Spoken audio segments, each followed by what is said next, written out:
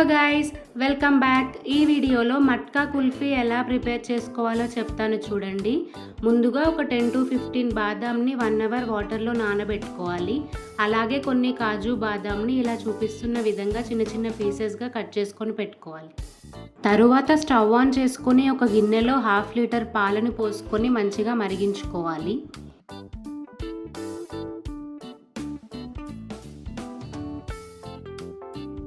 తరువాత ఒక బౌల్లో పచ్చిపాలు తీసుకొని అందులోకి 2 table spoons of custard powder add చేసుకొని మంచిగా ఒక థిక్ పేస్ట్ లాగా ప్రిపేర్ చేసుకోవాలి.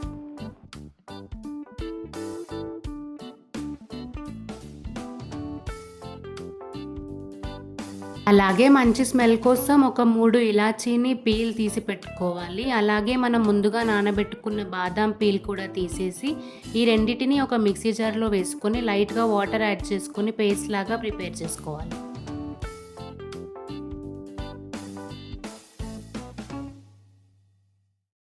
మరుగుతున్న పాలలో మనం ప్రిపేర్ చేసుకున్న బాదం అండ్ ఇలాచీ పేస్ట్ని వేసుకొని మంచిగా కలుపుకోవాలి. అలాగే ఒక 6 to 7 table spoons of sugar కూడా యాడ్ చేసుకోవాలి.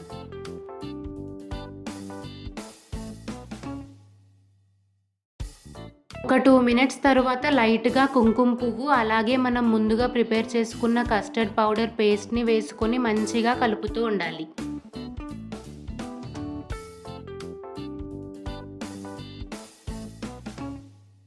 ఒక 10 to 15 minutes తర్వాత పాలు మంచిగా చిక్కబడతాయి. అందులోకి మనం ముందుగా కట్ చేసి పెట్టుకున్న కాజు బాదం పీసెస్ని వేసుకుని మంచిగా కలుపుకొని స్టవ్ ఆఫ్ చేసుకొని కాసేపు చల్లారనివ్వాలి.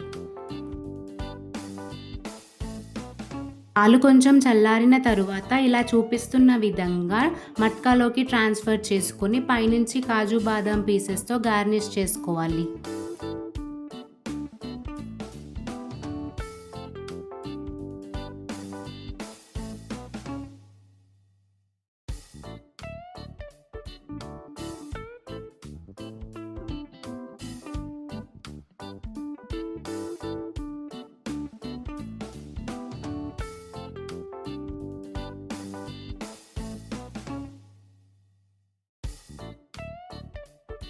మంచిగా ఇలా ఫాయిల్ పేపర్తో కవర్ చేసి 1 day డీప్ ఫ్రిడ్జ్లో పెట్టుకోవాలి.